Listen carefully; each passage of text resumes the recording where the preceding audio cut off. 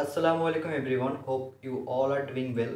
তো ভিডিওর থাম্বনেল দেখে তোমরা নিশ্চয়ই বুঝতে পেরেছো আজকের ভিডিওটা কাদের জন্য। হ্যাঁ, আজকের ভিডিওটা কোনো ব্লগ নয়, আজকে একটা টিপ টাইপের ভিডিও বানাবো আমি, যারা এই মুহূর্তে এইচএস দিয়েছো যেসব স্টুডেন্টরা তাদের জন্য।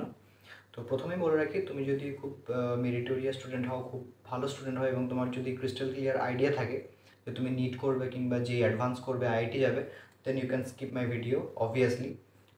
আমার ভিডিওটা স্পেশালি তাদের জন্য যারা ডিসিশন নিতে পারছো না যে এইচএসের পরে কী করবে, কোন দিকে গেলে বেটার হবে। আশপাশের লোকজন নানা রকম কথা বলছে, সেগুলো শুনে ডিপ্রেসড হয়ে পড়ছো। তো ডিপ্রেশনের কোনো কারণ নেই, আমার এই ছোট্ট ভিডিওটা দেখো, ইনশাআল্লাহ তোমাদের খুব হেল্প হবে। তো আর বেশি না কথা বাড়িয়ে চলো মেন টপিকে যাওয়া যাক। তো প্রথমে আমি বলবো যে তুমি আইদার আর্টস ব্যাকগ্রাউন্ড থেকে বিলং করো কিংবা সায়েন্স ব্যাকগ্রাউন্ড থেকে বিলং করো, both you can see my video. প্রথমে বলে রাখি, আর্টসের যে ভাই বোনরা আছো, তোমরা কখনোই মনে করবে না যে তোমরা সায়েন্সের থেকে পিছিয়ে আছো বা তোমাদের কাছে স্কোপ নেই, এমন কখনোই মনে করবে না। তো যারা আর্টস থেকে আছো, প্রথমে তোমাদের যেটা লক্ষ্য হওয়া উচিত সেটা হচ্ছে ইউপিএসসি, ঠিক আছে? Because UPSC is considered two B the toughest exam in India, ঠিক আছে? তোমরা যদি ইউপিএসসি টার্গেট নিয়ে চলো, সেই লেভেলের প্রিপারেশন করো, তাহলে ইউপিএসসির থেকে লোয়ার গ্রেডের যে এক্সামগুলো আছে, মানে ইউপিএসসি থেকে ইজিয়ার যে এক্সামগুলো আছে, সেগুলো ইনশাআল্লাহ তোমরা খুব সহজেই ক্র্যাক করে ফেলতে পারবে, এটা আমার মনে হয়। তো তোমরা যারা আর্টসের আছো তারা দুটো কাজ করতে পারো, আইদার পাস কোর্সে অ্যাডমিশন নিয়ে পাশাপাশি প্রথম থেকে কোচিং নিয়ে ইউপিএসসি প্রিপারেশন নিতে পারো, কিংবা তোমরা যদি মনে করো তাহলে কোনো স্পেশাল সাবজেক্টে গ্র্যাজুয়েশনও নিতে পারো। তো আমার পার্সোনালি মনে হয় যে কোনো সাবজেক্টে অনার্স নিলে তখন প্রেশারটা একটু বেড়ে যায়, কারণ এখন 4 বছরের অনার্স হয়ে গেছে। তো that completely depends on you, তুমি যেটা মনে করবে, কিন্তু টার্গেট তোমার রাখতে হবে ইউপিএসসি। ইউপিএসসি টার্গেট রাখলে, ইউপিএসসি প্রিপারেশন রাখলে, দেন তোমার ডাব্লিউবিসিএস আদার এক্সামগুলো তোমরা ইনশাআল্লাহ সহজেই ক্র্যাক করতে পারবে। এটা গেল আর্টসের ভাই বোনদের কথা। সায়েন্সের ভাই বোনদের যেটা বলবো সেটা হচ্ছে যে, যেহেতু এখন 4 বছরের গ্র্যাজুয়েশন কোর্স করেছে এবং টিচিং প্রফেশনে একটা কম্পিটিশন, একটা ডিস্টারবেন্স লেগে আছে, তোমরা বুঝতেই পারছো।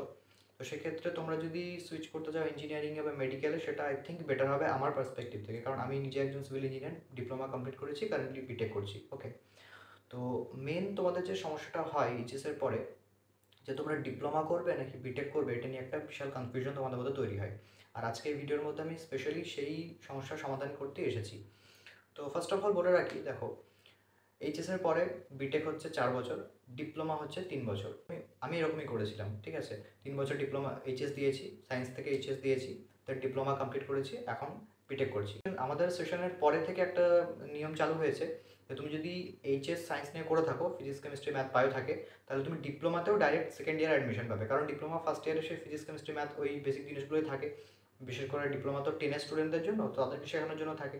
তো তোমরা 11-12 স্টুডেন্ট তো সেগুলো শিখে এসছো, তো তাই তোমরা সেকেন্ড ইয়ার অ্যাডমিশন নিতে পারবে।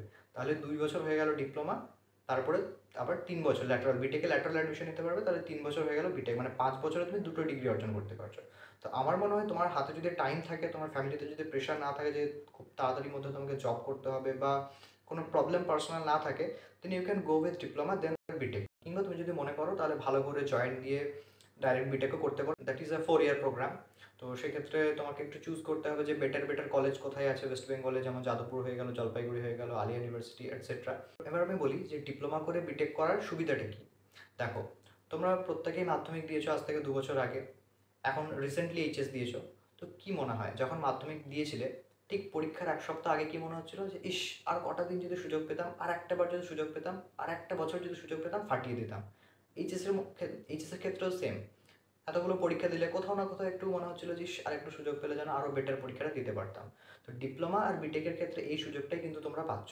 কীরকম, যে ধরো ডিপ্লোমাতে তোমরা সিভিল ইঞ্জিনিয়ারিং পড়লে, 3 বছর পড়লে, সিভিল ইঞ্জিনিয়ারিংয়ের অ্যাপ্রক্স 15 থেকে 20টা সাবজেক্ট আছে।